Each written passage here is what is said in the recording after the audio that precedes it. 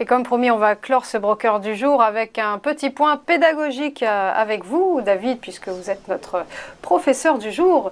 Et donc, on va parler récession. Alors, un terme, évidemment, on ne peut plus d'actualité. Qu'est-ce qu'une récession et quelles peuvent en être les conséquences ?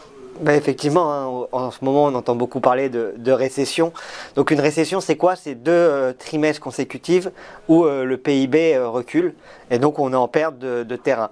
À côté de ça, quand on a un PIB qui recule, on a une inflation forte, ce qui va créer une récession, donc 2 trimestres consécutifs de baisse. Et si ça continue et ça se prolonge, hein, c'est ce qu'on appellera après une dépression, donc c'est encore un peu plus grave.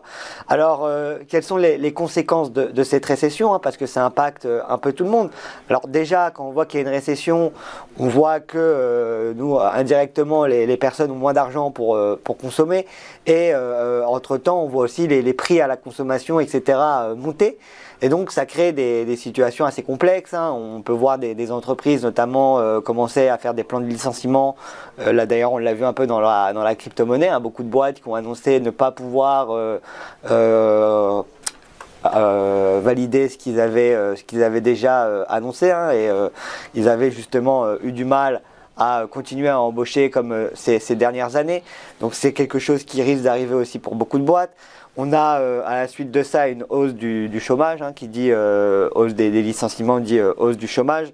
Et donc spirale infernale. Exactement, c'est ça, c'est l'idée. En fait, les prix augmentent, les gens ont de moins en moins d'argent, la situation économique est de plus en plus dure, les gens consomment de moins en moins, donc ça impacte les sociétés, etc. Et comme vous l'avez très bien dit, c'est une spirale infernale qui continue. Et pour ça, justement, qu'il y a des politiques monétaires qui sont en place, hein, notamment les banques centrales qui essayent de jouer avec les taux d'intérêt, hein, parce que les taux d'intérêt ont un rôle directement sur l'inflation.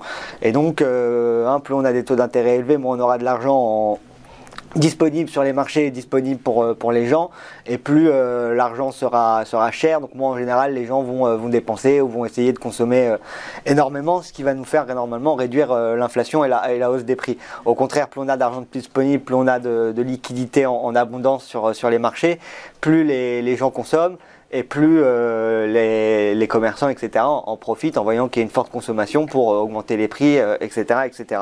Et donc la récession, c'est vraiment ça, hein. Donc c'est un PIB qui chute et qui baisse, donc on n'a pas de croissance dans le pays. On a une inflation qui augmente, donc des prix à la consommation et des prix au quotidien qui, pour la vie de tous les jours et pour quelqu'un de normal, a augmenté. Et d'un autre côté, on a une situation économique qui s'amplifie parce que indirectement après, ça impacte aussi les sociétés et les acteurs réels de l'économie. Donc voilà, hein, on est bientôt en récession, on devrait y arriver, hein, parce que le 2e trimestre devrait être aussi négatif cette année. Maintenant, est-ce qu'on va avoir un rebond ou au contraire on va arriver en dépression? Ça malheureusement, on n'a pas la réponse exacte, seul l'avenir nous le dira. Mais voilà, c'est comme on le disait et qu'on le répète depuis maintenant plusieurs semaines, on est dans une situation assez compliquée où on a eu quand même 2 ans de marché assez haussier. Aujourd'hui, on est en doute. Donc pour ceux qui nous écouteraient et qui souhaiteraient savoir s'il faut rentrer éventuellement tout de suite sur les marchés, c'est des bons prix d'entrée, je pense, sur du long terme, mais il faut quand même rester modéré sur son risque et pas oublier la plus grosse image avec la guerre en Ukraine, les risques d'inflation record, la récession qui est sur le point d'arriver, la Chine, etc., qui fait que les investisseurs ont peur et donc on a des marchés qui chutent. Maintenant, on espère que ça va vite s'arranger, on va vite repartir en hausse et en croissance.